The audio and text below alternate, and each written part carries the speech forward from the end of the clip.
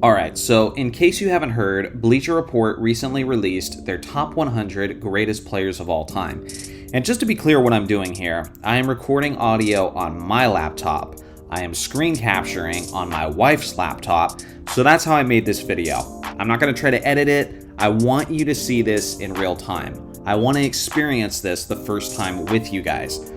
So with that being said, I'm going to be spilling over my words a lot, and you guys are going to be hearing what it's like to hear Johnny Arnett when he doesn't clean up all of his audio and he's actually just making a mess of himself. So to be fair, I'll probably sound less robotic than normal, maybe a little bit more natural than I normally do. But I'm also probably going to sound more human and spilling over my words quite a bit. But regardless, I wanted you guys to just see my genuine reaction to this because I know everyone's talking about it. I want to give my thoughts. I'm actually getting ready to release either my top 50 list, top 75, or top 100. I'm not sure exactly how many players I'm doing yet, but I am working on it. But the reason I wanted to go through this with you guys is because I actually know close to jack squat about this list. Here's what I know. Kobe Bryant is ranked number 11, and everybody's freaking out about that. I, as a Kobe Bryant fan, definitely want to give my thoughts on that. I also think I know that Jordan's number 1 and LeBron's number 2, but outside of that, I basically know nothing about this list. So if you haven't seen it, I pretty much haven't either. So, excuse me. Let's go through this now, and I'll just say whether I agree or disagree as we go through it. Now listen, I don't think I'm going to get like really frustrated or really worked up about anything that's in this because couple reasons. One is everybody's list is completely different. I always think it's hilarious when people are telling me that I'm a casual or that I don't know basketball because my list is so stupid. And then there's other people responding in the comments telling that guy he's stupid. It's like nobody agrees on anything when it comes to these lists. There is no just true list throughout. Everybody has their own opinions and nobody seems to disagree, to completely agree on it. So because of that, I've kind of learned to approach these lists kind of humbly and give my perspective without getting too worked up about it. And the other reason why I don't think I'm going to get all that frustrated about it is because I know how these lists work.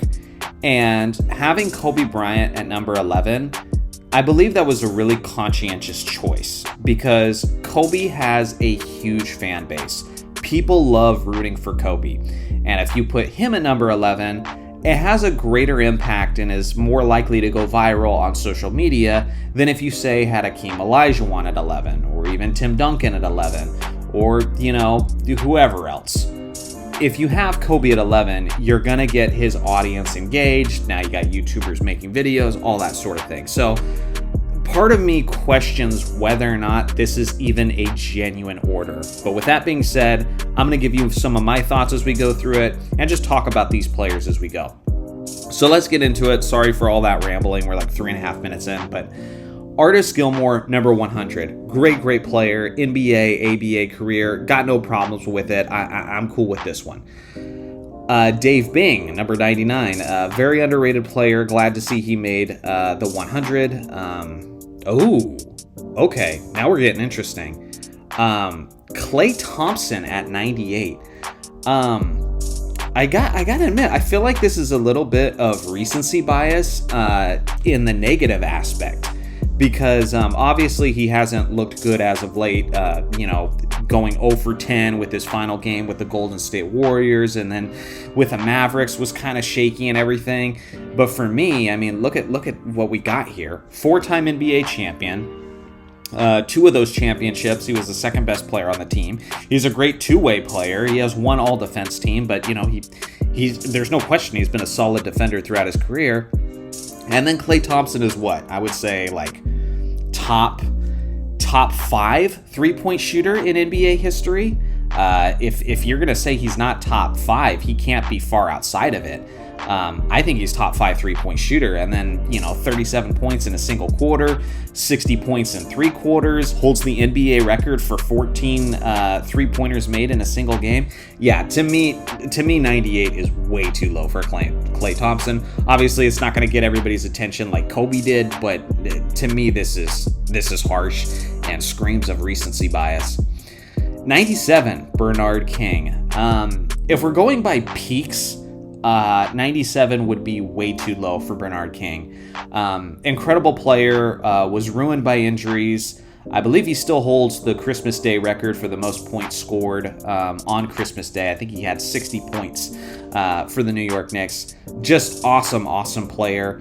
As far as like how he attacked the basket and drove the lane, some people would describe him as LeBron before LeBron when it comes to attacking the basket. Just amazing scorer, but unfortunately injuries got the best of him. Joe Dumars, 96. Happy to see him make this list. I recently just made a video about Joe. Michael Jordan sings his praises all the time. Yeah, I think having him on the list is good. At 96, I don't know. If I do my top 100, I'll have to see whether or not he kind of falls in that range for me, but nice to see him. Oh, Dave DeBusschere. Dave DeBusschere, I've been learning a lot more about this guy recently. Great defensive player especially. Was huge for the Knicks in the 1970s. I like Dave DeBusschere, but ahead of Klay Thompson with all of his accolades and NBA records and stuff, that's what I'm saying. I feel like Klay's too low, but nice to see Dave on here. 94, Bill Sharman. Bill Sharman, great player. Ended up being a great coach as well. Great head coach. 4-time champion. He's known as a Boston Celtic, but he was actually the Los Angeles Lakers head coach for their 1972 championship season.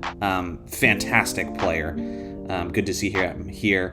Jason Tatum, this one's kind of weird. Anytime you're including active players who are still, like, say, in their 20s, late 20s, or however old. I don't even know how old Jason Tatum is at this exact moment in time, but he's still somewhat early in his career.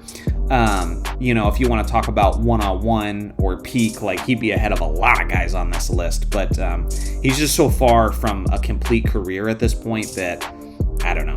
It almost seems weird to have him on the list. But 93 for Jason Tatum, 92 for Lenny Wilkins. I'm cool with that. We got a plane flying outside overhead. Sorry, this is what happens when I'm not editing the videos. But we got Lenny Wilkins, 9-time All-Star, great floor general. Went on to be a fantastic coach as well. Cool with that. Chauncey Billups, Mr. Big Shot, 91. I don't know. I want Chauncey higher just for his finals MVP and for his impact on the 2004 Pistons. He also was a major part of the 2009 Denver Nuggets that challenged Kobe Bryant in the Western Conference Finals and took that Lakers team to 6 games. I think everybody talks about Carmelo Anthony and Kobe Bryant there, but the reason that Nuggets team was able to go so much further than they had the years before that was because they had a sound veteran playmaker and floor spacer in Chauncey Billups. So nice to see he makes the list. Almost want him higher. Chris Webber at 90. Man, I tell you what, in the early 2000s when we were looking at Dirk Nowitzki, Chris Webber, Tim Duncan, and those guys were battling it out for the title of the best power forward in the entire league, I thought Chris was going to end up way higher than 90. With that being said, he's in the 90th spot. I don't really have a problem with it. Incredible all-around player, great passer. And honestly, I mean, let's be honest, he should be an NBA championship as well, NBA champion as well, but he got robbed in 2002. I say that as a Lakers fan. We all know it. I feel bad for this guy. He should have an NBA championship, and if he did, like, where do you think he would rank then? How could he not be top 75 if he had an NBA championship as the best player on the team that basically ended the dynasty of the Shaq and Kobe Lakers? Like, you got to keep that in mind, and it really just shows how these outcomes really change our perspectives, Earl the Pearl Monroe, number 89. I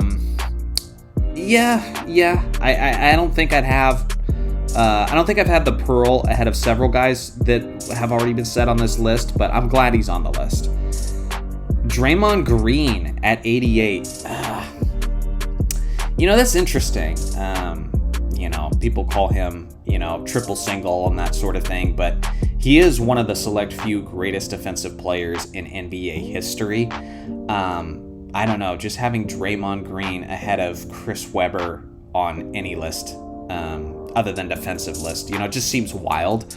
But at the same time, you're looking at accolades. He gets credit for those 4 championships as well. Longevity. I mean, how long has Draymond Green been, putting his own impact on games? So yeah, I mean, I get it. Makes sense. Alonzo Mourning, 87. This is actually one of the players that I really wanted to make it on the 75 greatest players list.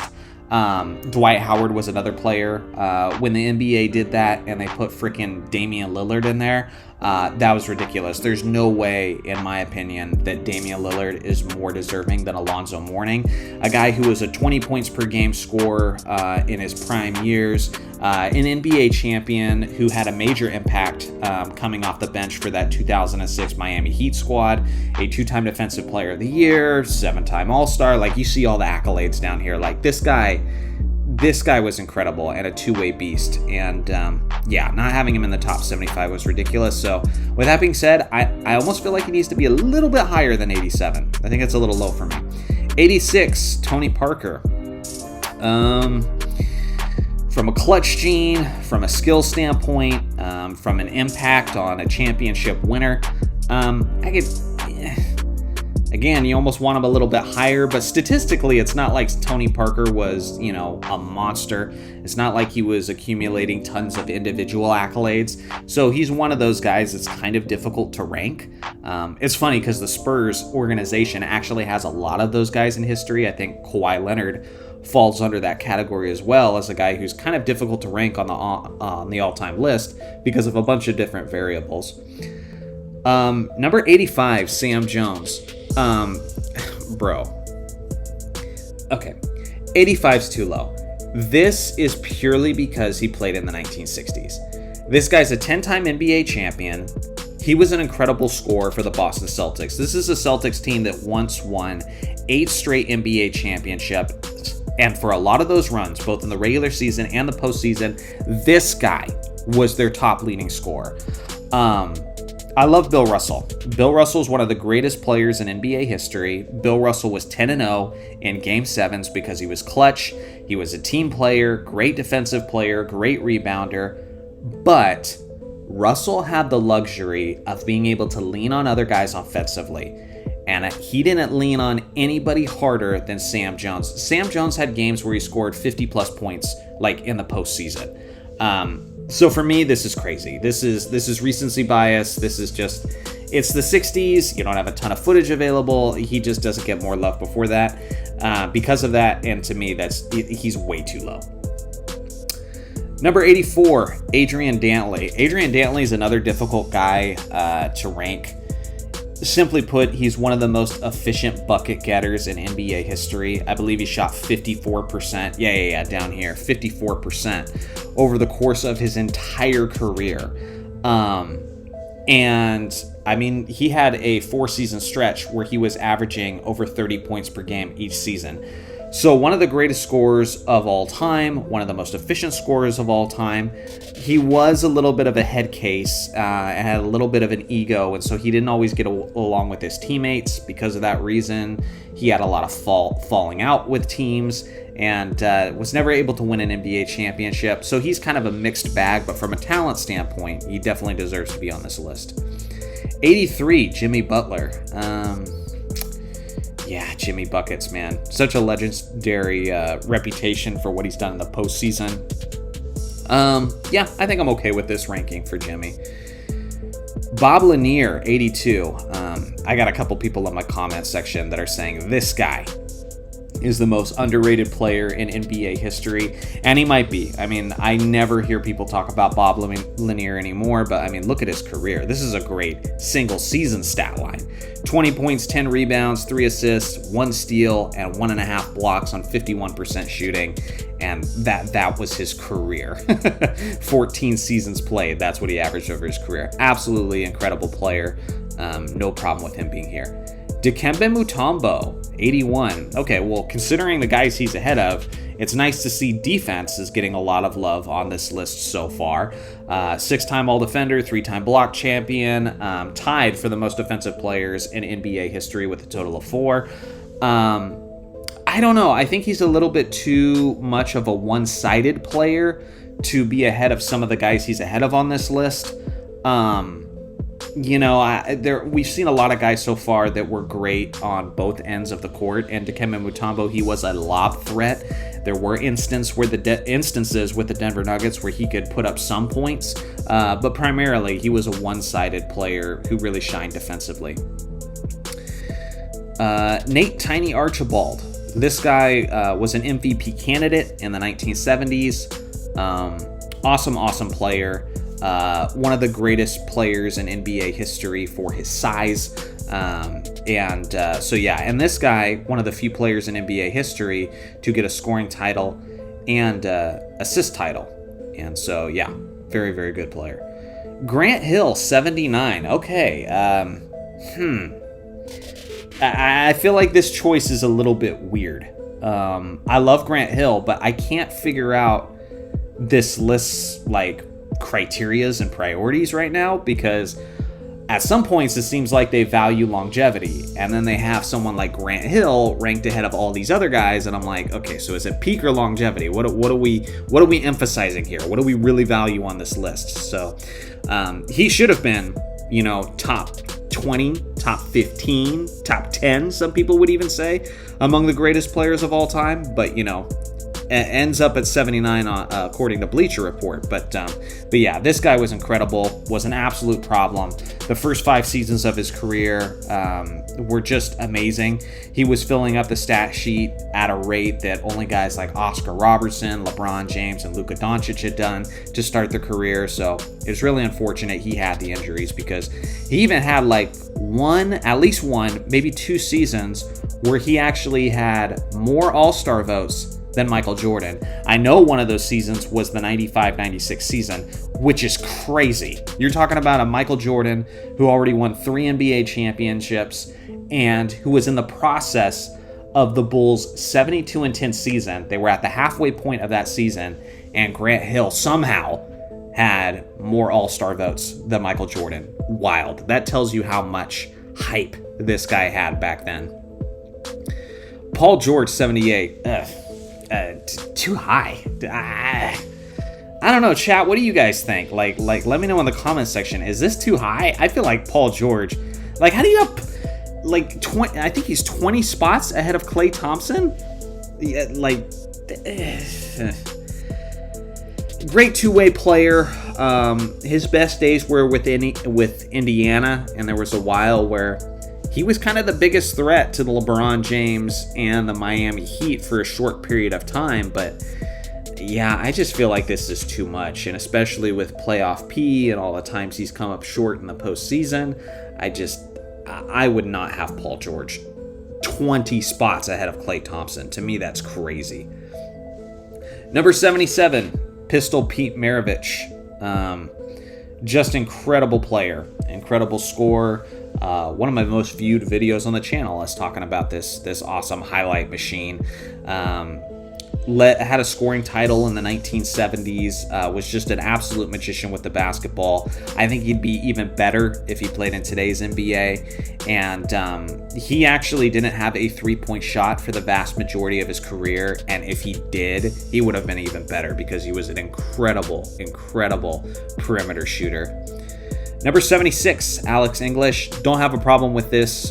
This guy scored more points throughout the entire 1980s decade than any other player.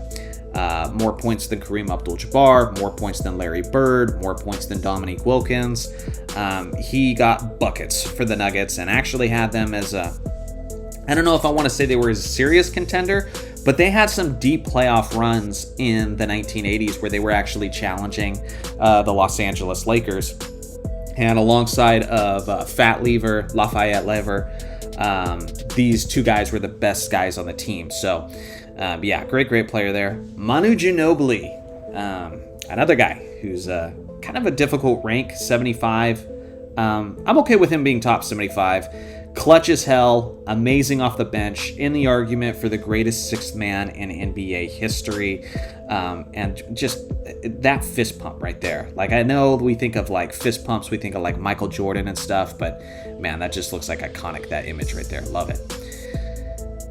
Dave Cowens, 74. I feel like Dave should be a little bit higher.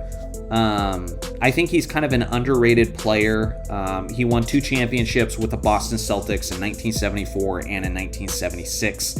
And I think he's a little bit overshadowed because his championship success as a big man for the Boston Celtics came shortly after Bill Russell had just won freaking 11 championships with the Celtics. So, I mean, talk about being overshadowed. It'd be like if a shooting guard, if an awesome shooting guard won 1 championship with the Chicago Bulls, 5 to 8 years after Michael Jordan just won 6. It's like, you don't think that guy's going to be overshadowed in Bulls lore. That's kind of what happened with Dave Cowens. But great player. Feel like he's pretty underrated. I'd have him a little higher than 74, but I don't hate it.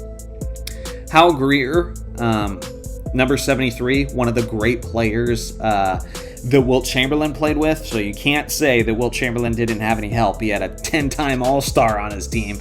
Hal was amazing. I would not have Hal Greer quite this high. I would definitely have Dave Cowens a little bit higher. But it's nice to see Greer get some love. Paul Arizin. Wow, this is a guy who I gotta admit, I was not expecting Paul to be this high on the list. Great scorer, 10-time All-Star. He played his career, some of his career was even in the 50s, I believe. And yeah, look at that, 1951, 1952. So I am kind of surprised that a 50s player was ranked as high as this, but I don't hate it. It's nice to see history being appreciated. Chris Bosh! Wow! Okay, wow. So this is interesting because, listen, when LeBron James, Dwayne Wade, and Chris Bosh got on the same team, don't let the Clutch Sports propaganda get to you. That was a big 3. That was a super team. But with that being said, I'm still a little bit surprised that we're ranking Chris Bosh at 71. I feel like, I don't know, am I wrong in thinking this is a little high? I mean, obviously those 2 championships count toward his total. I'm starting to gather that, championship rings are very much a big factor on this list. But yeah, I don't know. This feels a little high for me. I would have somebody like Alonzo Mourning ahead of Chris Bosh on my list. I like Bosh, a legitimate superstar. That Ray Allen 3-point shot, which is arguably the most clutch shot, because the Miami Heat lose in 2013 if Ray Allen doesn't make that shot. Ray Allen can't make that shot if Chris Bosh doesn't get that rebound. So, I mean, he was monumental to their 2 championships, beyond the fact that he was also a superstar before he got there, who was averaging like 24 points, 10 rebounds. And when he was with Toronto, the year before joining the Miami Heat, he was literally the most efficient post scorer in the entire league. I talked about that in the video I made dedicated to him. So, I mean, he's great. I think I dropped him a few spots, but it's nice to see him get love on this list, especially nowadays. Wes Unseld, number 70.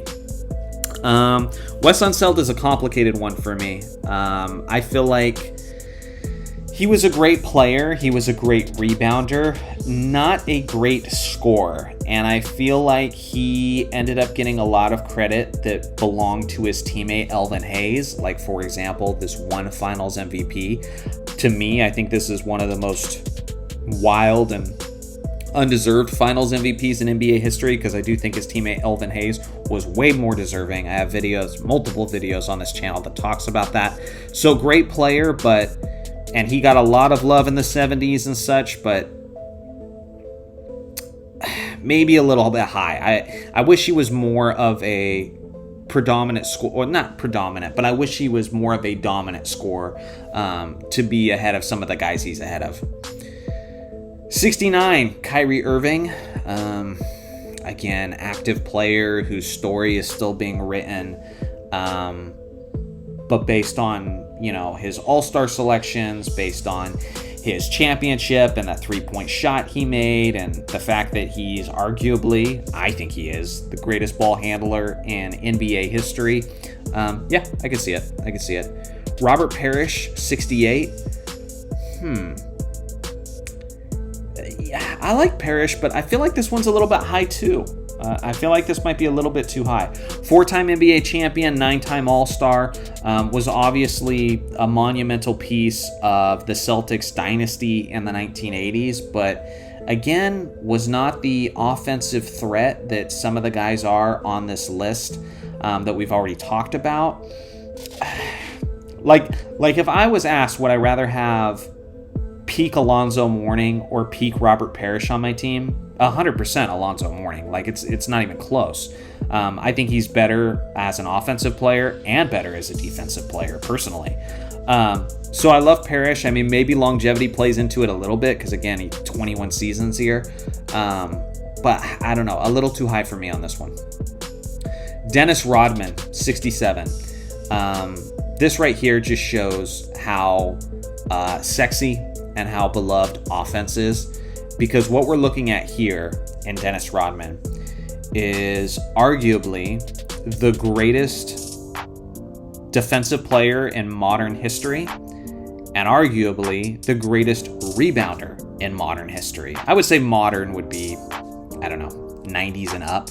You could even argue like since the NBA merger, but he has two monumental aspects of basketball where he's arguably the best. And but he wasn't a great scorer, so he's all the way down at 67. So I think I'd have Rodman a little bit higher, because if you could have any guy on your team, if you could have a guy on your team that is arguably the best rebounder, arguably the best defensive player, who went on to win 5 NBA championships, like everybody would want that guy. I don't think he'd be the 67th pick off the list, personally.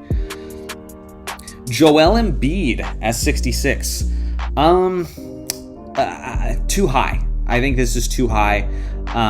Currently, I mean, when he's on. But throughout his career, he has been a very injury-prone player. He got a late start to his NBA career because of injuries.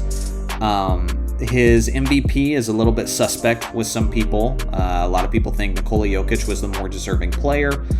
And then, I mean, don't even get me started on his postseason shortcomings. Like, he's known for that. He's arguably, I would say he's top 5 for the most underwhelming superstar performers in the playoffs of all time. Like, that's hardly even a question. I think most of you guys would agree with me on that.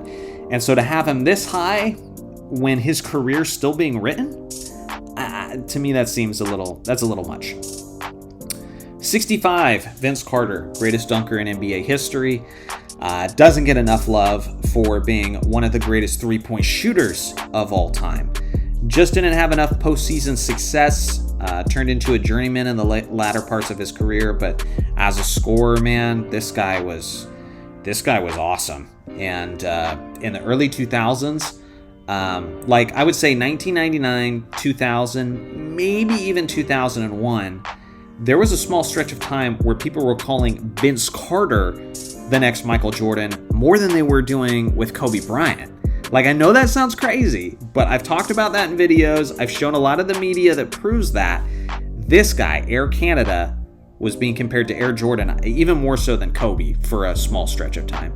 So, yeah, 65. Don't hate the placement. 64, Damian Lillard. He's such a good scorer, but he's a cone on defense. I think this is too high. He doesn't have many personal accolades, obviously no championships. Great scorer, but so was Alex English, and he was a ton of spots behind Damian Lillard on this list. So, yeah, I mean, and again, not the most efficient, 44%. Again, 37% for a career from three-point range is great. And 25 points per game is a lot, but again, that's just like, he's a scorer. Like, what else do you have? Like, accolades, all that? 64 for me is too high. And it's weird because I remember, like, 5, 6, 7 years ago, we were all talking about Damian Lillard as the most underrated player in the NBA at the time. And somehow that's flipped, where now I feel like he's becoming overrated, which is crazy because this guy for a while was my favorite player in the NBA. But, like, the top 75 list ahead of Dwight Howard and Alonzo Mourning? Absolutely not. And then on Bleacher Report's list, he's 64 ahead of a lot of the guys we've talked about. Like, I wouldn't have him ahead of Klay Thompson. I wouldn't have him ahead of Dave Cowens. There's probably a lot of guys I wouldn't have him ahead of Dennis Rodman. Yeah, this is too high for me. I love Lillard, but too high. James Worthy, 63. I like this placement. He was called Big Game James for a reason. His performance in Game 7 of the 1988 NBA Finals, where he had a monstrous triple-double, and that's just one example. I have been saying for a while that this incredible small forward with his iconic Statue of Liberty dunk, the perfect companion for Magic Johnson's fast break Showtime offense, I have been saying forever that this guy deserves a statue outside of Staples Center. They have a lot of statues outside of Staples, so the bars may be a little bit lower for us Laker fans because we have so many of them. But yeah, Big Game James was just awesome. The Lakers do not win 5 NBA championships in the 1980s if they don't have this guy on the team. He ended up getting 3, so he was a part of 3 of them. But yeah, Magic's not winning 5 if he doesn't have Big Game James, for sure. I don't know how many he wins, but it's not 5. And then a spot ahead of him, Pau Gasol. Interesting. Ranking these 2 Lakers back to back like this, that's tough. I love Pau, and he was significant for Kobe's championship, but I feel like this might be a little too high. I would not have Pau ahead of Dave Cowens. I think I'd have Pau a little bit behind James Worthy. I'm not trying to hate on Pau. I just, he wasn't on the top 75 list, but on Bleacher Report, he's 62. So, awesome player. When he joined Kobe Bryant, one of the first things Kobe said in the post-game interview was, "There is a God." That's how happy he was to have Pau on his team. But at the same time, he never made the NBA playoffs before Kobe Bryant. I don't know, man. I think 62 is a little too high. 61, Bob McAdoo. They got him in a Lakers jersey here, but he's more known for his time with the Braves in the 1970s. I think that this one is a little bit low. Just a little history lesson on Bob McAdoo. In his prime in the 1970s, for a short period of time, he was rivaling Kareem Abdul-Jabbar for the title of the best player in the NBA. He got as high as 34.5 points per game, and won an MVP. I can't remember what year it was. I think it was 1975 where he was the league MVP, and then was the runner-up to Kareem, I believe, a couple times as well. And so, incredible player. Ended up winning 2 championships with the Lakers, and those aren't just championships where you're just along for the ride. He was coming off the bench, but he was impactful for those Showtime Lakers when he was with them. Obviously, he had to sacrifice some of his stats, some of his scoring, because he was joining such a talented team and was coming off the bench, but he played a major role. And so I honestly think Bob McAdoo would be fringe top 50 for me. 61's a little low. 60, Carmelo Anthony. Again, I think this is just showing how much people love offense. I would personally not rank Carmelo this high. Carmelo was a great scorer. He was not a great defensive player. For a while, he was one of the most clutch shot makers in the entire league. But he didn't have the longevity of, Kobe, Wade, LeBron, other, some of his peers that he was compared to. He didn't condition himself as well. And again, I think with just the lack of self-awareness, the lack of defense, to me, this is a little bit high. I don't understand why someone like Carmelo Anthony is like 30 spots ahead of like Alex English. If I'm trying to build an NBA championship team, would I rather have Carmelo Anthony or some of these all-time great two-way players that we've mentioned before this, like a Dave Cowens, like an Alonzo Mourning, even like a Klay Thompson, who could basically fit on any roster in his prime and still be a threat on both ends of the court? The answer is I'd take those other guys. And some of you guys might be thinking I'm crazy because in his peak with Denver, he was incredible, but I just think there's too many exploits. I think there's too many holes with Carmelo, so I don't think I'd rank him this high. A little too high for me. 59, Tracy McGrady. I gotta admit, based on his peak, I don't think I have any problems with it. He was so freaking good in his prime.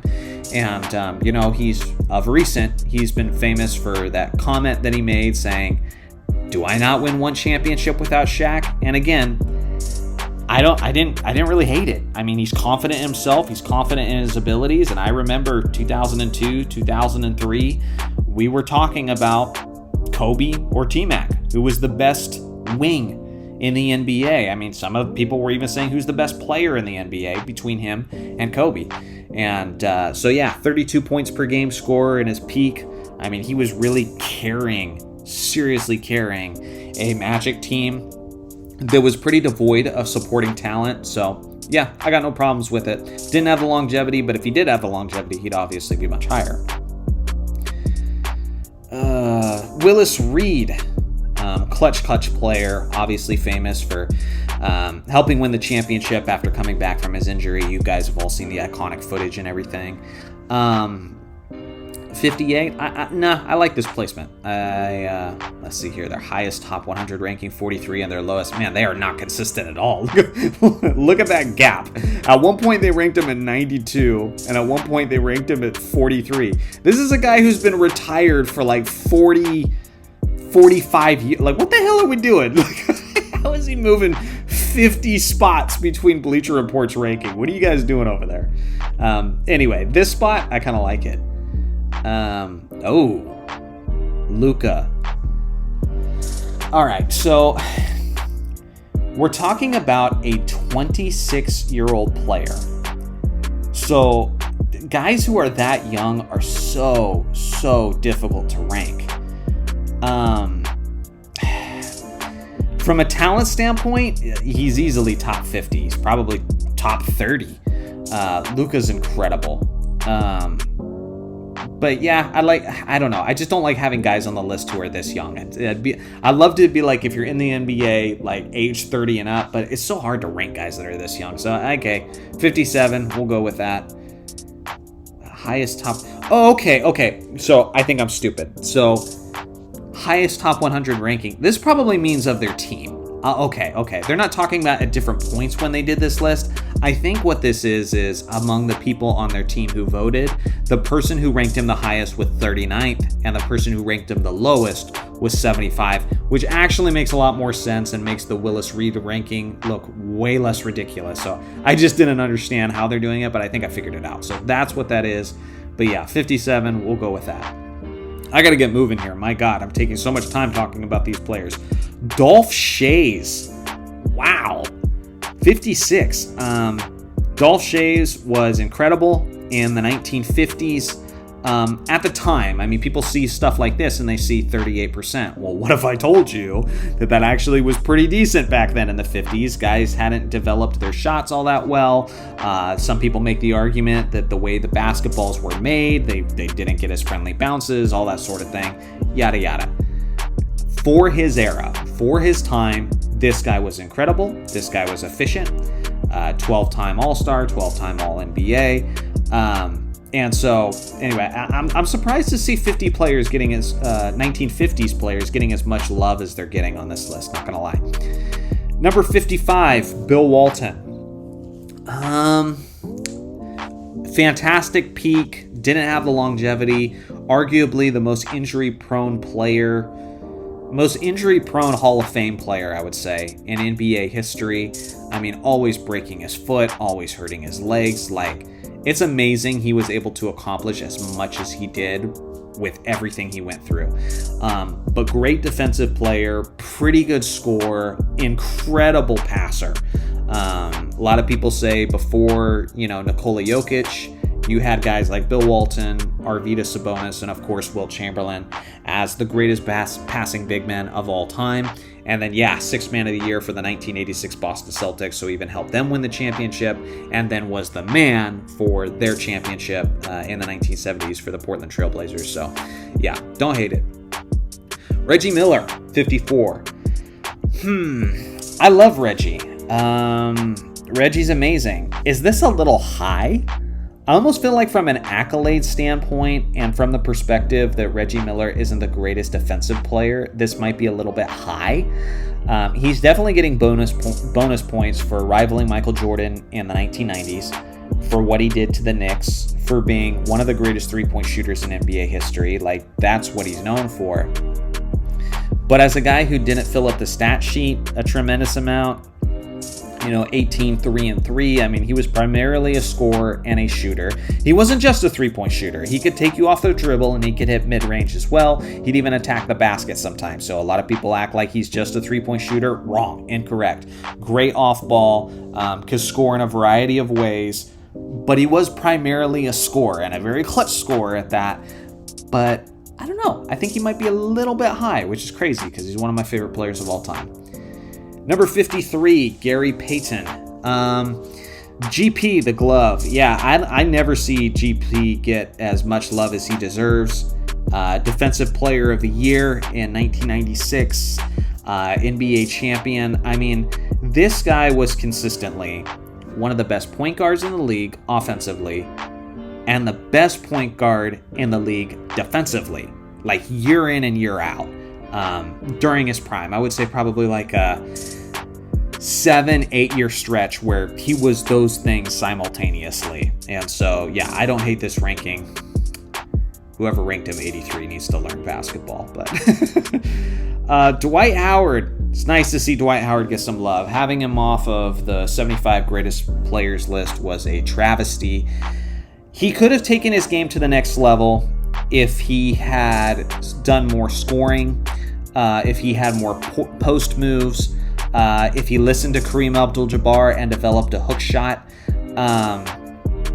But with that being said, he was usually averaging around 22 points per game during his prime, 3 straight Defensive Player of the Year awards, 2-time blocks champion, and he was an amazing rebounder too, getting as high as like 14 rebounds a game in his peak. 20 games was very normal for Dwight Howard. And when he made it to the finals in 2009, he was surrounded by a bunch of shooters. He was the identity and the engine of that team. No questions asked. And everybody talks about how LeBron James failed, how LeBron James was supposed to meet up with Kobe Bryant in the 2009 NBA Finals. But it's funny because as they're hating on LeBron for not getting it done, they're usually not giving Dwight Howard his love. Like, you have to remember who eliminated that guy. That was this guy and his role players. So anyway, happy to see Dwight Howard there. Ray Allen, 51. I think for a while he was the NBA's all-time leader in three-pointers made, champion with the Boston Celtics and then with the Miami Heat, and just so clutch. And then obviously before all of that, he was with the Milwaukee Bucks and the Seattle Supersonics as an incredible slasher, three-point shooter, got as high as 26 points per game. Just remarkable player. I like this ranking for Ray Allen. Number 50, Dominique Wilkins. I tell you what, as a scorer, as an all-around offensive player, Dominique deserves to be way higher than number 50. The only thing is he was not an elite defensive player. I think I remember when he got his statue in Atlanta, it was Larry Bird that said, they asked him about it, and Larry Bird said, well, I definitely know it's not in a defensive position. And so Dominique's incredible, solid rebounder for a small forward, great dunker, but eventually developed a three-point shot, such beautiful footwork, amazing acrobat and finisher around the rim. And just check out any one of my videos on Dominique. This guy was incredible. No problem with him being top 50, and honestly, because of how dominant he was as a scorer and how well he performed in the postseason, despite not having the greatest supporting talent in a stacked Eastern Conference, I'm almost tempted to rank him even higher, to be honest. But Dominique was amazing. Paul Pierce, number 49, too high. Too high. I love Paul Pierce, but 49 ahead of a lot of these guys. Like, okay, the truth was one of the best scorers in the league earlier in his career. Obviously was clutch during the 2008 championship run. He got his nickname The Truth for a reason. But yeah, I don't know, man. This is too high. I would not have Paul Pierce ahead of Dominique Wilkins. I mean, there's a lot of guys on this list I wouldn't have him ahead of. I like Paul Pierce, but this is probably too much. I mean, if Paul Pierce ranked this list, he'd have him number 1. But for me, I think I'd have Pierce in the probably like 55 to 70 range. 49, top 50, I think is a little much. 48, Russell Westbrook. Oof. Westbrook's such a tough one, man, because when it comes to like helping teams win championships, helping teams win in the playoffs, smart basketball. I mean, he's turnover heavy, not the most efficient shooter, shoots too many three-pointers. Like, he's got a lot of flaws. But at the same time, one of the greatest rebounding point guards ever, great scorer, endless motor, triple-double seasons galore. I don't know. I think 48's a little too high, but I get why some people want to do that based on what he accomplished statistically. But for me, his statistics alone isn't enough for me to say he's one of the 50 greatest players of all time. I think in the past, like several years ago, I did rank him among the 50 greatest, but I think my opinion's just kind of changed since then, and he's dropped some spots just because I just don't think, if I'm building a team, like Russell Westbrook's one of the first guys I want, because there's a lot of things about his game which don't really lead to a cohesive unit, you know? And so, yeah, to me, that's a little bit high. Elvin Hayes. Wow. Happy to see him get love. You know, I was a little bit critical of Wes Unseld earlier, but if you're going to have Elvin Hayes this many spots ahead of Wes, I guess I don't really have that much of a problem with it. The Big E, maybe a little bit high for me, to be honest, but Elvin was awesome. Let's see here. Kevin McHale, number 46, great defensive player, ridiculously long wingspan. People say he's rumored to have an 8-foot-long wingspan as a 6'10 player. I mean, he's really got like a crazy frame. I don't think it's quite 8 feet long, but I believe he's got crazy reach. 3-time NBA champion. They called this guy the torture chamber because that's basically what he did to his post defenders. You gave it to him in the post. He might have the greatest footwork of any big man not named Hakeem Olajuwon. And so, yeah, this guy was incredible. He had an entire season where he was shooting 60% from the field and 80% from the free throw line while averaging around like 25 points per game. Like, at his peak, this guy was insane. And then before he reached his peak, he was a Sixth Man of the Year twice. So, anyway, great player. Anthony Davis, 45. Too high. I like AD. Love AD. Thank you, AD, for all your time with the Lakers and the 2020 championship. When he's on, 45 makes sense. The problem is he's not on way too often. There is no way I'm ranking a player in the top 50 greatest players of all time when the NBA is this rich with talent, when the NBA's history is this rich with talent, when this guy's missing as much time as he is. Like, he's called street clothes, man. Like, I get it. Consistently a Defensive Player of the Year candidate, although he's never won one. 10-time All-Star. The stats look nice, but you know what all these stats are when he's on the bench all those times? 0, 0, 0, 0. Like, this is too high purely for the injury stuff. Outside of that, no problems with it. But the best ability is availability, and that has to be a factor too, if you ask me. George Mikan, man. 44. Funny thing is, I did my own list of 50, and I think I had George Mikan around this spot, so clearly I don't have a problem with it. He's just very difficult to rank because to say he absolutely dominated his era would be a crazy understatement. This guy dominated his era. 5-time NBA champion. He had games where he was scoring almost like 40 to 50% of his team's points. And people are going to look at him now and say, okay, well, this center shot 40% from the field. That was like so incredibly excellent at the time he played in the NBA. So again, it just depends. If you're going to knock him for the era he played in, I get it. I get what you're ranking here. But if you're looking at it purely from the perspective of how good was he against his competition of the time, then you have to rank him higher. He has to be ranked higher if that's the way you're looking at it. I mean, and this right here, holy crap. This right here shows you the difference in that logic, like the different ways to approach it. Because somebody on Bleacher Report was convinced he was top 10, but somebody had him as low as 81. So that right there just shows you how hard it is to rank a guy who was dominating during the NBA's infancy. It's like, well, how do you look at it? You either get top 10 or you get 81. All right, we got Walt Clyde Frazier. Walt Frazier was awesome. 43. No, I mean, as a point guard, he was like Gary Payton, but with championships. Gary Payton with rings, because he was one of the best floor generals of his era, could score when he needed to, and was locking guys down night in and night out on the opposite end of the court. I got no problems with that. George Gervin. Maybe a little high. I think we're starting to notice a trend with me. I think I'm a little bit more critical of guys who are primarily scorers. One of the greatest layup packages in NBA history, incredible finisher. Dude could just fill it up so fast, and he has 4 scoring titles, which I believe is tied for third most in NBA history behind Wilt Chamberlain and Michael Jordan.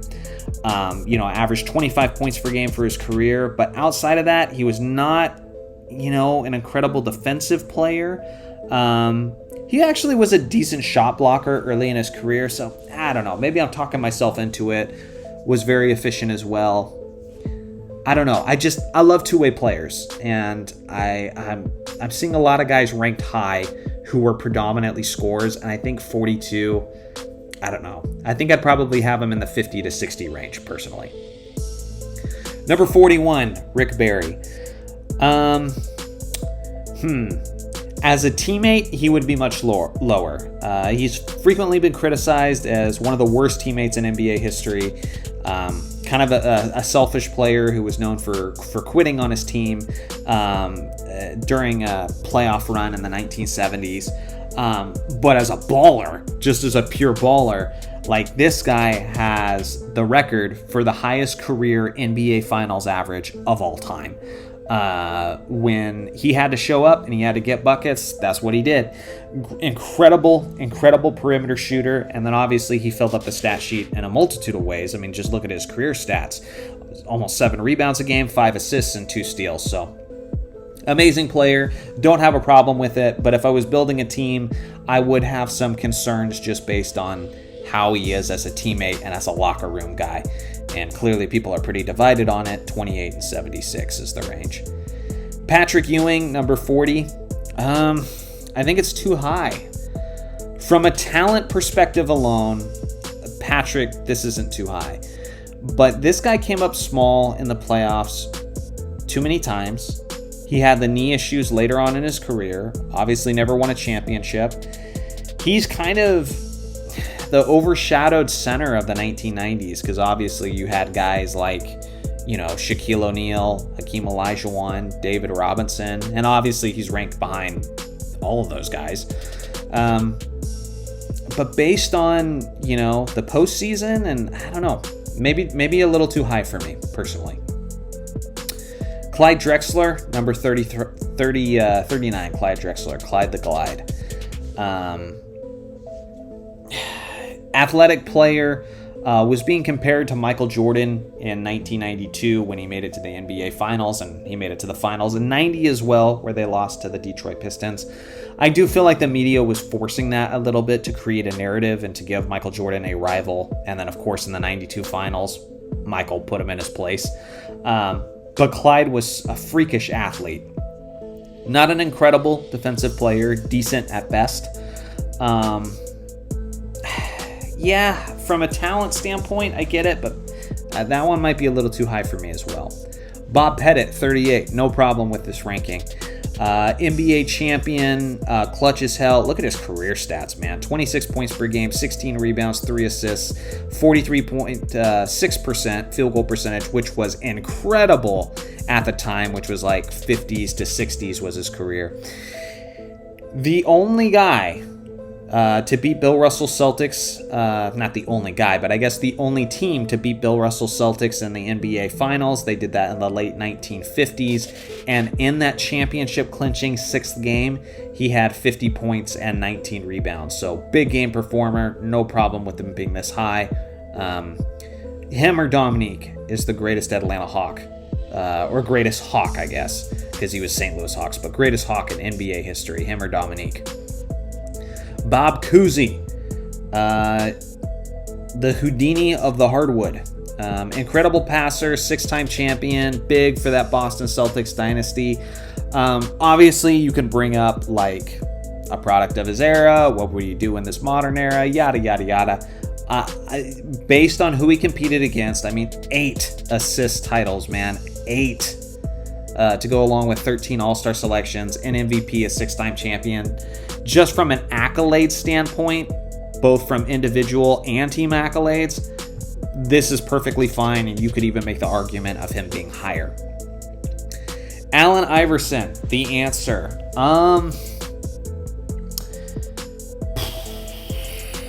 Yeah, I don't know. I feel like this is a decent ranking for him. 3-time steals champion. Wasn't the greatest on-ball defender, but was good in the passing lanes. 4-time scoring champion. Obviously, he was the MVP winner in 2001 and had that iconic run. I think I'm okay with this placement, but I certainly wouldn't want him any higher. Just because his efficiency wasn't the best. And I would have liked more from him as an on-ball defender. If he was a greater, defensive player, well, then you could argue top 25. But based on what he brought to the table, I think this is a decent spot for him. Crazy split on that one, too. As high as 21 and as low as 78. 78's disgusting. That's so disrespectful. Steve Nash, 35. This is too high. Steve Nash was incredible. He has 4 50-40-90 seasons under his belt. Obviously won back-to-back MVPs, which I get those were controversial to a certain extent. But if you lived through that era and saw the impact he had on the Phoenix Suns, it's hard to really hate it from a team impact perspective. With that being said, now I'm starting to flip because early on in this list, I thought they were valuing defense. But man, as we get into, the 75 and now the 50s, they are not giving enough love to defensive players. I am seeing one-way offensive players getting too high on this list, and Steve Nash wasn't just a subpar defensive player. He was genuinely a guy who was easily exploited, one of the worst of his era. He was competing against a lot of guards in the West during that era where if he had been a better defender, that could have made a huge difference. So I love Nash, but I think 35 is definitely too high, personally. 34, James Harden, way too high. My God. 34 is way too high. Great MVP player, great, scorer, but how am I supposed to ignore his consistent failures in the postseason? I did a video where I covered all of his bad games in the postseason where he disappointed, and it is shockingly long. I was startled making that video by just how long that video was and how many times he's actually disappointed in the postseason. Eventually, he became a much better defensive player, especially in the post. But for a long time, he was known as the guy who just didn't even try defensively. And then we haven't even got to the questions about his work ethic and about, him as a team player and all that sort of thing, or just how he gets his points with earning trips to the free throw line. Like, I'm not even getting in all that. But just with his postseason play and with his lack of defense throughout the vast majority of his career, 34 is way too high, especially considering some of the dudes we've already passed up. That is just too much. 33, Jason Kidd. Now we got a good two-way player. One of the greatest passers in NBA history, outlet passers, lob passers, behind-the-back passers, all that stuff. 5 assist titles, 9-time All-Defender. J. Kidd was the real deal, man. And I actually don't have a problem with this. Obviously he made 2 trips to the NBA Finals in the 2000s. But there was, for a while, where he was being rumored to, be teammates with Kobe, because he was, I remember Andrew Bynum for Jason Kidd was a trade rumor. He was in trade rumors going to the Cavaliers. I can only imagine how much more hardware Jason Kidd would have if he ended up being teammates with LeBron James, because, man, that would have been a terrifying combo. You could just look at the, 2008 Olympic team to see evidence of that. But great two-way player. Not the most efficient. He became a better three-point shooter later in his career. And then, obviously, he played a role in the 2011 championship team that the Mavericks beat the super team Miami Heat. So I don't hate it. 33, I'm kind of okay with it. And not much of a gap here, so a lot of people seem to agree. Kawhi Leonard, very, very, very difficult player to rank. His peak is like top 20. His postseason run for Toronto, honestly might even be top 15. That was such a run he went on. Great two-way player. His defense dropped off a little bit after his time in San Antonio, and then he's been missing a significant amount of time, just like, Anthony Davis did, who I was particularly critical of his placing earlier. But the difference is 2-time champion, 2-time finals MVP, 2-time defensive player of the year. Like, he's got the hardware even with all those injuries and even with all that missed time. And so almost like kind of a what if. Like, imagine if Kawhi Leonard was just a healthy guy who always played. He would have way more hardware than he has. So, I don't know, 32 might be a little high when you consider like availability and just the lack thereof. But I don't really hate it, just because he is so accomplished.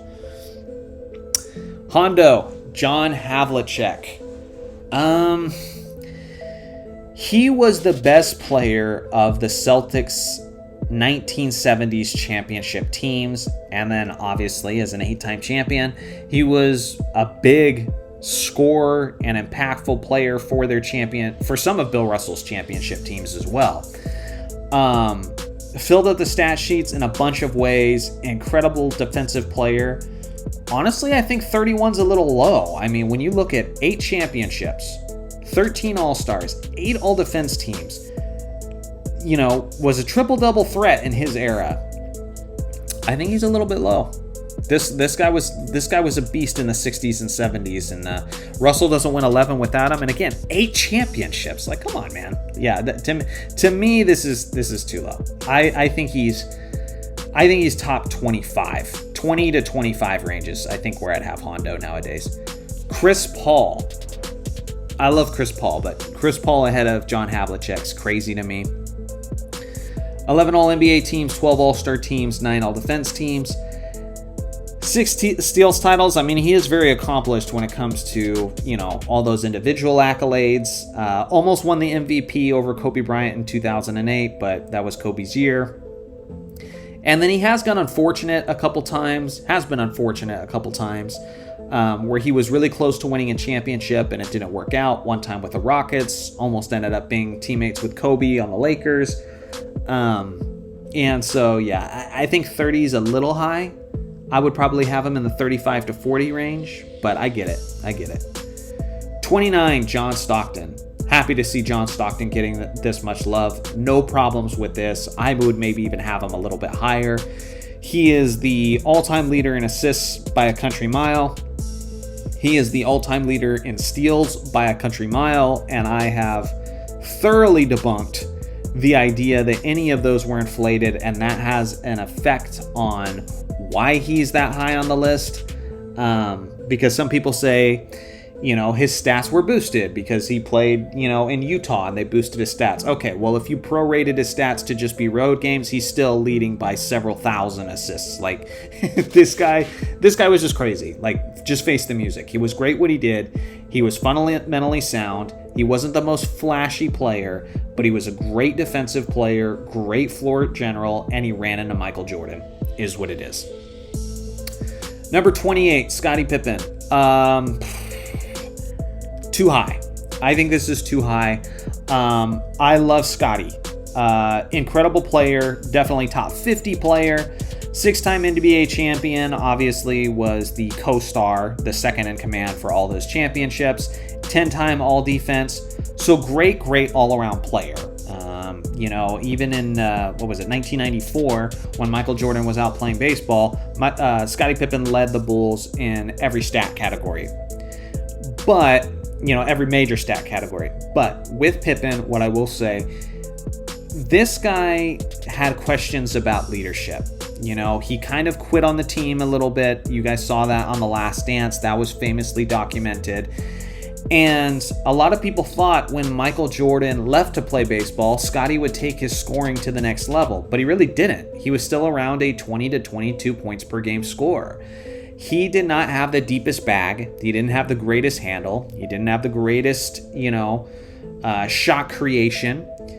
If he was a 30 points per game scorer, then yeah, he could be this higher, even higher, to be honest. But I think there's a lot of guys who could have won as many championships being the co-star to Michael Jordan. I think if you put Michael Jordan with Patrick Ewing. I think if you put Michael Jordan with David Robinson, Michael Jordan with Charles Barkley, they win as much, if not even more. So to me, I think this one's a little bit too high, but Pippen was great. And Jordan doesn't win 6 without this guy, so give him his respect. I'm just saying this, I think this is a little much. That's all I'm saying. Isaiah Thomas, 27, too low. I am always singing the praises of Isaiah Thomas, one of the most incredible dual threats in NBA history, as a scorer, as a facilitator. This guy could get 15 to 20 assists in an NBA playoff game and wouldn't surprise you. And in the next game, he could score 35 to 40 points in a playoff game, and that wouldn't surprise you. Some of the most iconic, should even be more iconic, but some of the most impressive postseason performances in NBA history, when he scored 25 points, an NBA Finals record, 25 points in a single quarter after he had rolled his ankle and had a swollen ankle against the Lakers. He led them to back-to-back championships in 1989 and 1990 and almost won 3 straight because some Pistons fans think they even got robbed in 1988 against the Lakers. So to me, Isaiah, everything he's accomplished, he wasn't the greatest defensive player, but offensively and as a clutch performer, he definitely deserves this spot, if not higher. I would say a little bit higher, but Zeke was incredible. And one of the greatest ball handlers of all time as well. Elgin Baylor, 26. Mr. Inside, incredible scorer, incredible rebounder, especially for a 6'5 player. 13.5 rebounds per game as a 6'5 player. Technically never won a championship. Some will argue 1972, but he only played like 8 regular season games before he called it a career. I think I would also have him around this range, to be honest, so I don't hate it. Charles Barkley, number 25, the round mound of rebound. I think this is generally a good spot for Chuck. 22 points, 11 rebounds, 4 assists. Stupid efficient. When he was with Philadelphia during his prime years, he was averaging something like 25 to 26 points per game, 13 rebounds, shooting 60% from the field. And that was even with the fact that he was shooting too many three-pointers and was inefficient with those, but was still hitting 60% from the field somehow. Chuck was awesome. If you look up how he performed in the postseason when it mattered the most, he always showed up. Put up video game numbers against Michael Jordan whenever they met up in the playoffs. MJ was just that much better. The unfortunate truth is Barkley peaked at the same time as Michael Jordan, and he paid for it. That 93 Suns team definitely could have been a championship team, but again, just unfortunate. 74 is stupid. Whoever did that, you should be fired. 74 for Charles. Get the... All right, anyway, continuing. Giannis, 24. Don't hate it. I mean, look at his accolades, man. This guy is so accomplished. I mean, he's such a freak. Look how jacked Giannis is, man. He's such a beast, dude. We are witnessing a special athlete with Giannis. I'd like to see him win another championship. I'd like to see him playing alongside of another superstar before he's out of his really elite years. But based on his two-way dominance, based on his incredible 2020 season, based on his 50 points per game championship closing performance in 2021, yeah, I think I'm cool with this. Actually, 24 sounds good. 23, Dwayne Wade, don't hate it. Flash was incredible, both offensively and defensively. Super clutch. Yeah, definitely ahead of Giannis. Giannis should not surpass Wade yet, but I like that spot for Wade. Karl Malone, 22. I honestly think the mailman's a little bit high. Solid defensive player, obviously one of the greatest scorers in NBA history. So strong. Personally, though, I think he had a little too many flaws in his game. He was not the most clutch performer. Came up small when it mattered the most in the NBA Finals quite a few times. Missed a lot of key free throws. And he might be one of the worst turnover machines. I mean, he is. Is he the worst turnover machine in NBA history?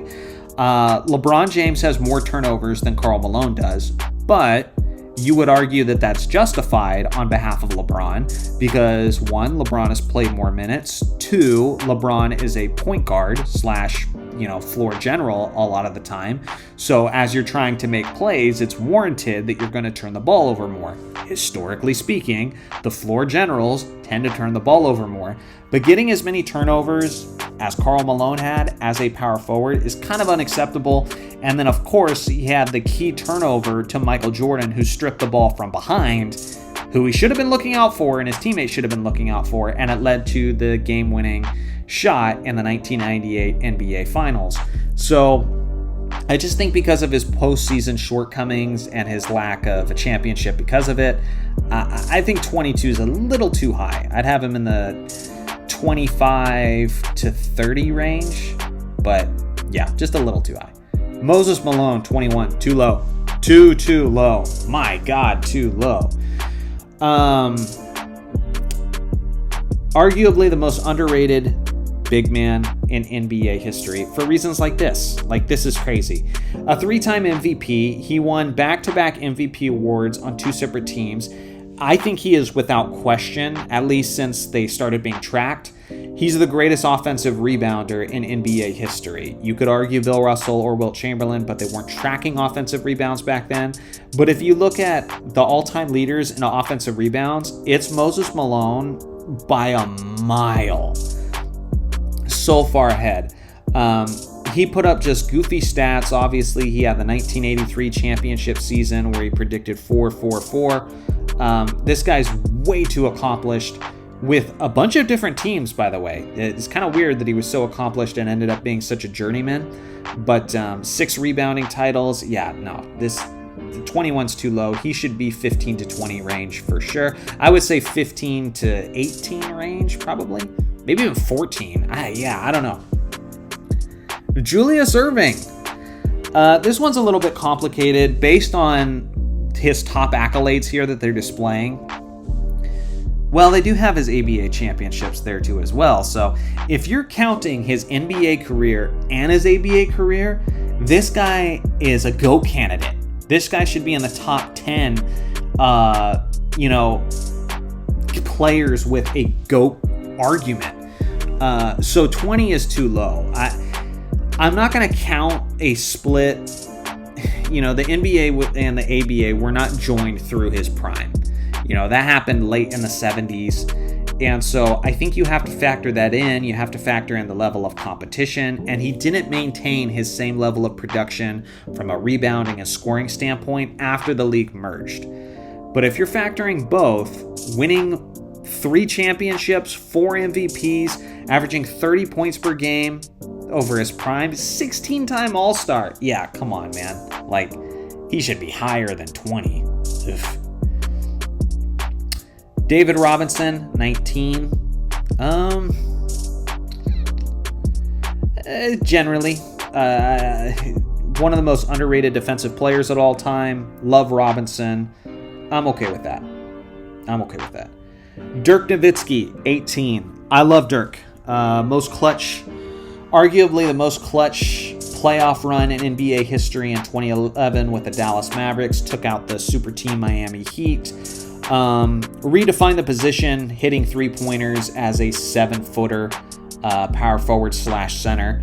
The thing is, not enough defense. To me, having Dirk Nowitzki over Moses Malone, especially, is recency bias. Also, having David Robinson ahead of Moses Malone and Julius Erving, like, these two guys especially should be higher. This is ridiculous. Again, just not enough emphasis put on defense. We are talking about a one-sided player in Dirk Nowitzki, and there's no arguing that. His nickname early on in his career was Irk Nowitzki because there was no D in his game. And so, again, as an offensive player, his iconic fadeaway, all that stuff, his clutch performances, which for a while he was not known as a clutch performer in the postseason, and I know you guys know what I'm talking about. Look at the 2007 season and some of his playoff shortcomings leading up to 2011. I just feel like a little bit of recency bias here, and I think 18's too high, especially over some of those other guys. 17, Nikola Jokic. Again, his story's still being written. He has so much. From an accolade standpoint, I get it, but Nikola Jokic as a defensive player is a little bit complicated because from an advanced stat standpoint, people will argue that he's much better than people think. I don't see Nikola Jokic as an elite rim protector. I'm sorry. I simply don't. Greatest passing big man in NBA history by far. This last season, where he averaged a triple-double while scoring nearly 30 points per game while being one of the most efficient three-point shooters in the entire league. The guy's insane. He's setting all kinds of efficiency records. From an offensive standpoint, he is a top 10, arguably top 5 player in NBA history already. It's the defense that just holds him back a little bit for me. I don't know. To me, I think I'd probably have him in the 20 to 22 range. But I also think maybe I'm a little too harsh on guys who are still active in the NBA. Because again, he's so accomplished and has already broke all kinds of records. So I don't know. I don't hate this ranking. Let me put it that way. Kevin Garnett, 16. Definitely a two-way player. 9 All-NBA teams, 12-time All-Defense. People say he only won 1 championship. Listen, they look like they were poised to win back-to-back championships in 2009 before his knee injury, which ended up ruining his season. And then he played with the Minnesota Timberwolves, man, where his best supporter was Wally Szczerbiak. And by the time he joined Boston, he wasn't even in his prime anymore, in reality. So I love KG. I think if you swapped Kevin Garnett and Tim Duncan, he's getting pretty close to 5 championships. I won't say he gets 5 just like Duncan, because Duncan was such a clutch performer that you can't just assume he'd get the same amount. But I think their legacies would kind of flip. So KG, great on both ends.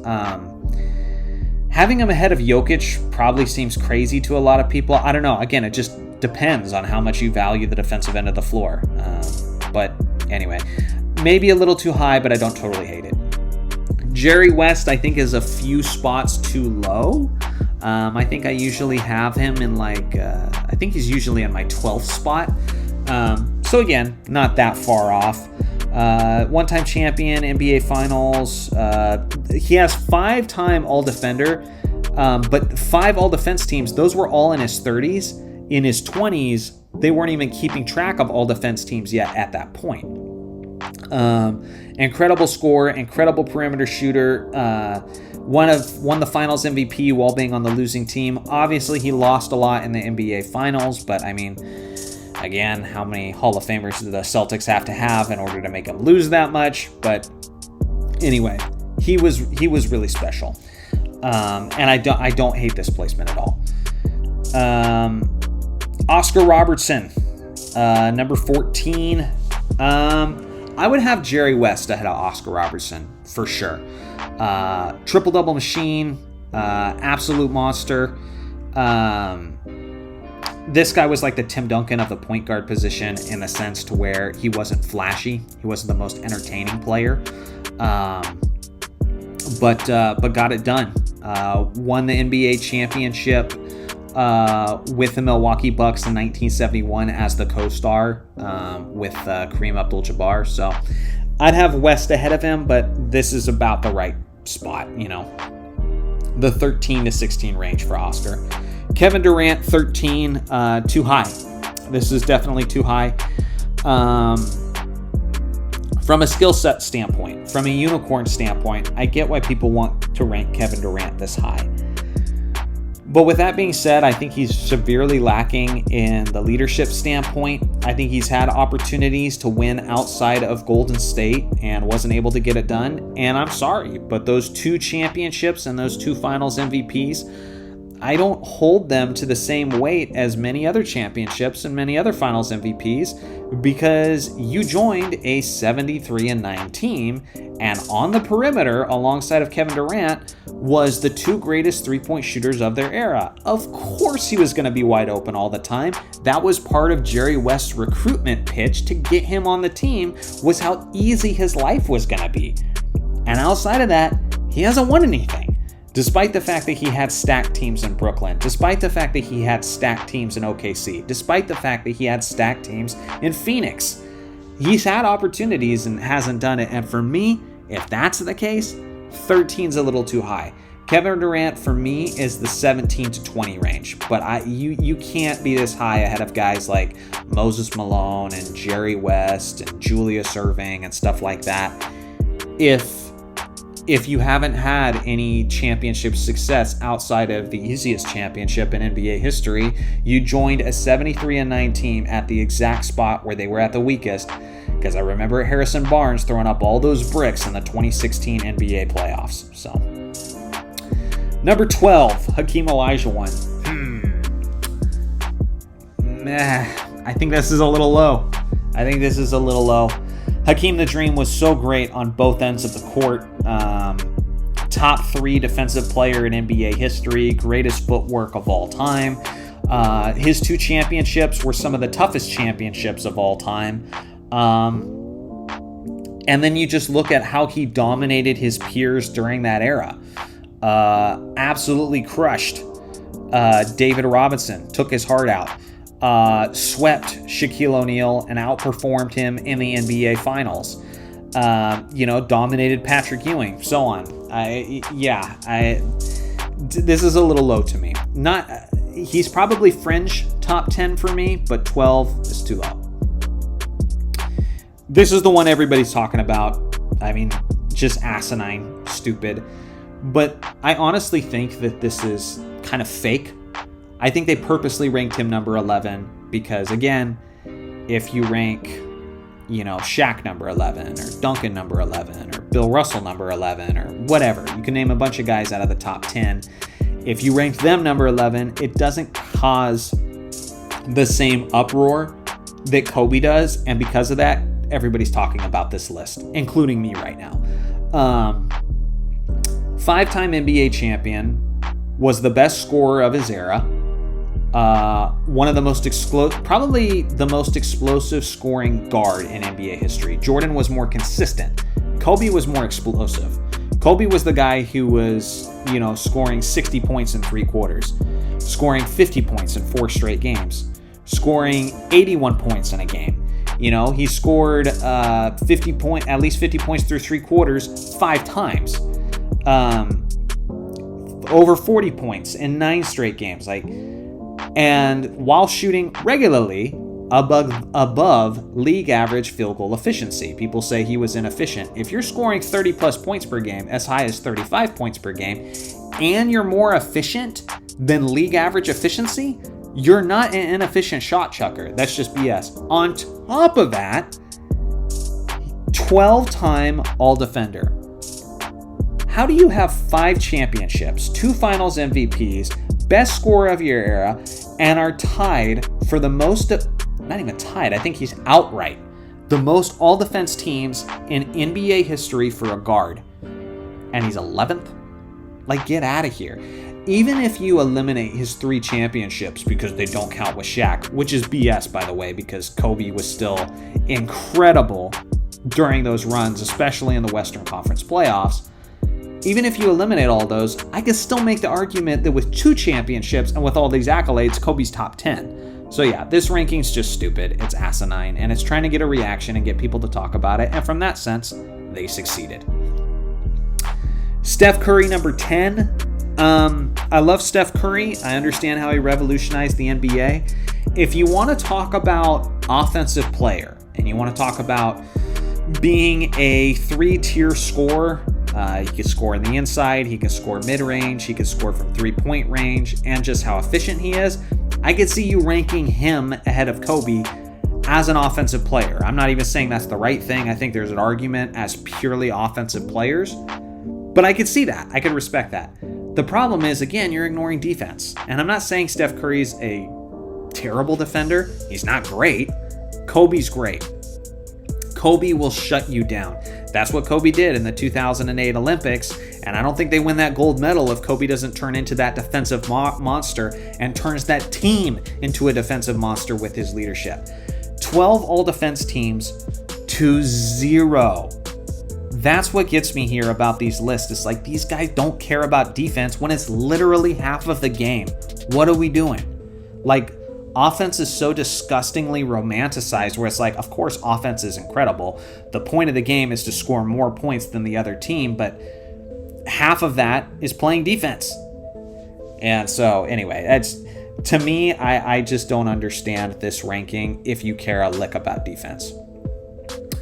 Number 9, Wilt Chamberlain, much higher for me. Obviously, just depends on how you look at Wilt. I think there's a lot of false criticisms about Wilt's era, but obviously his production did drop a lot in the postseason, and it is what it is. But as far as his averages, his 50 points per game, 25 rebounds per game in 1962, 100 points in a game, all that, you know it all. I would have him higher because I think he was the average center during most of his era was 6'10" tall. The average height of the NBA player was about 6'6". Today it's 6'7". And I just think there's a bunch of false narratives about him. And I think Russell Celtics were far more talented, had way more Hall of Famers. So I think he's unfairly scrutinized and held a little too far back. So he'd be higher for me. Larry Bird, 8. I'd also have him a little bit higher. Not too much higher because Larry's definitely lacking in the longevity category because he was a dork and had to shovel gravel for his mom. He could have literally hired anyone in Boston to do that for him, and that would have been fine. That would have worked out great, but he had to do it himself, and his longevity got ruined.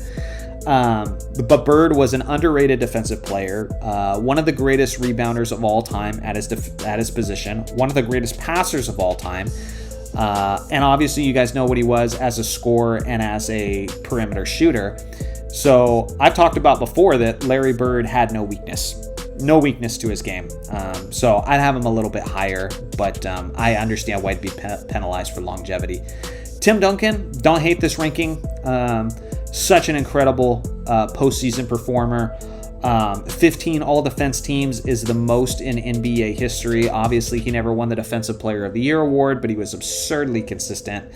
And 5-time NBA champion. And then if you want to give him bonus points for just leadership and just as a teammate, how easy he was to get along with. Everybody loved playing alongside of Tim Duncan. While Kobe and Shaq were having ego battles and blowing up the team, Tim Duncan kept playing with his co-stars because he was easy to get along with, So maybe there's points that go towards that as well. So I don't hate this ranking. Shaquille O'Neal, 6. I think Shaq's a little bit high here. Shaq got swept out of the finals quite a few times. He was somewhat exploitable in the NBA playoffs due to the fact that he was just a terrible free throw shooter. Having him 5 spots ahead of Kobe is definitely much for me. From a peak's perspective, Shaq is top 5, if not top 3. Like Shaq in 2000 specifically, the way people defended him was so tough. But again, Miami Shaq was not Lakers Shaq. He by the time he was in his early 30s, he was not the same guy. And so, I've talked about before how I think people are a little too harsh on Shaq for his longevity, but when you're talking about the select few greatest players of all time, you gotta split hairs a little bit. And so I think that works against him. Solid defensive player, but there was definitely better defensive big men during his era. Killed it in the NBA Finals for those 3 straight seasons, but yeah, I think Shaq left a little bit on the table.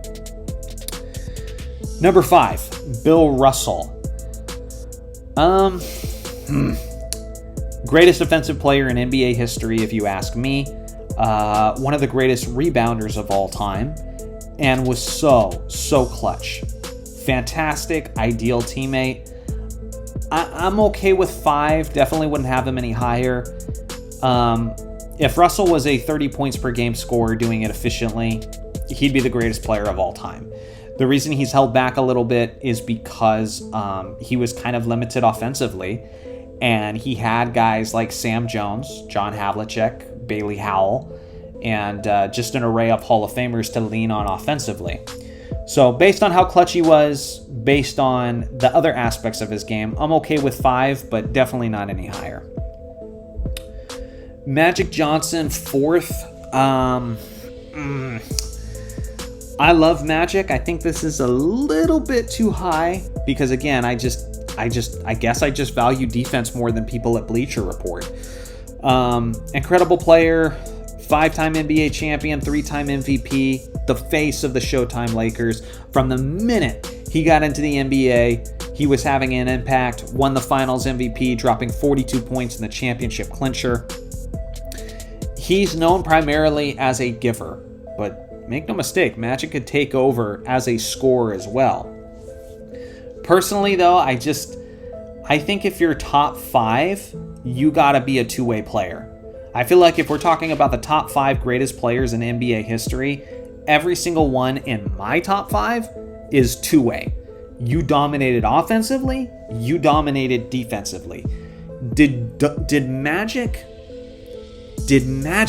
dominate offensively to such an extent that we're willing to look past the defense? That's the question you got to ask yourself. For me, I'm not overlooking defense. My top 5 is all two-way players. So I think last time I did this list, I had Bird in my top 5 and Magic was just outside of it, and that was a big reason why. Number 3, Kareem Abdul-Jabbar. From an accolade standpoint, absolutely. 6 MVPs, most in NBA history, 6-time champion, 2 finals MVPs. Throughout the 1970s, he was quite clearly the best individual player in the league. His skyhook was indefensible. If blocked shots had been counted for his first few years in the NBA, he would basically be guaranteed to be the NBA's all-time leader in blocked shots, to go along with the fact that he's second all-time in points. So yeah, Kareem is incredible. He did have the luxury of being the co-star to 5 of his championship teams with Magic Johnson.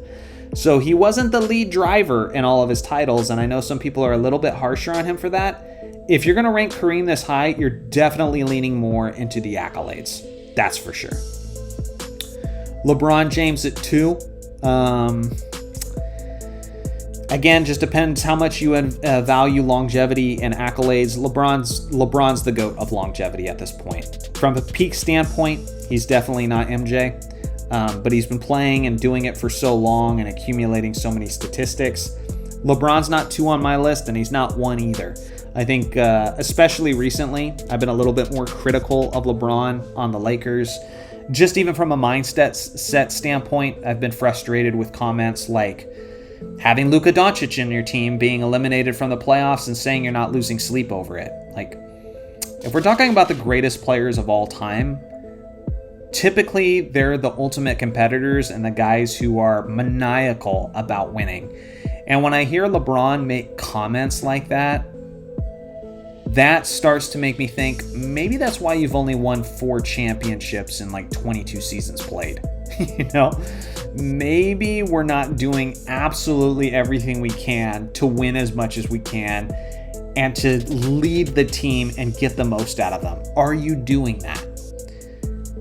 And so if I was to build a team and Michael Jordan's off the table, LeBron's not the second guy. I'm not picking him next. So he's not my number 1, he's not my number 2, but from an accolade standpoint, of course, I get why people would have him this high. Number 1, Michael Jordan. To me, this just makes the most sense. 6-time NBA champion, 5 times MVP, 6-time finals MVP. He was always the guy of his championship teams. And then he was 9-time first team all defense and had 10 scoring titles. Jerry West put it best when he said every time he walked on the court, he was the best offensive player and he was the best defensive player. Whether or not that was true or not is debatable because obviously he shared the court with Hakeem Olajuwon sometimes. But most of the time, 95% of the time when Michael Jordan was out there on the court, he was the best player on both sides of the court and somehow he got even better in the playoffs. So for me, Michael Jordan's number 1.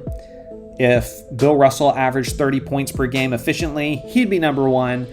But the one thing MJ had, actually 2 things MJ had that Bill Russell didn't. MJ dominated in an era where there was free agency, where guys could change teams. Bill Russell didn't. He was on the most stacked team and it stayed the most stacked. And then Michael Jordan was dominant on both ends of the court and Bill Russell was not. So to me, I agree. Michael Jordan is the greatest player of all time. And honestly, I don't really think it's all that close. So I have been talking for a while now. Hopefully I didn't spill over my words too much. If you have made it through this hour and almost 40 minutes of me just talking through this list, I'm so sorry. I did not expect it to be this long. But I just want to say thank you for listening in. Please let me know in the comment section below what you think about this list, what you think about my thoughts on the list, and at some point, I will be putting out my list. I think of the top 100 players in NBA history. That kind of sounds like quite the undertaking, so I might do 50 or 75. Also, I'm working on finishing up, very close to wrapping up, the second half of my 200 questions video as a celebration for 200,000 subscribers. So again, thank you so much for that.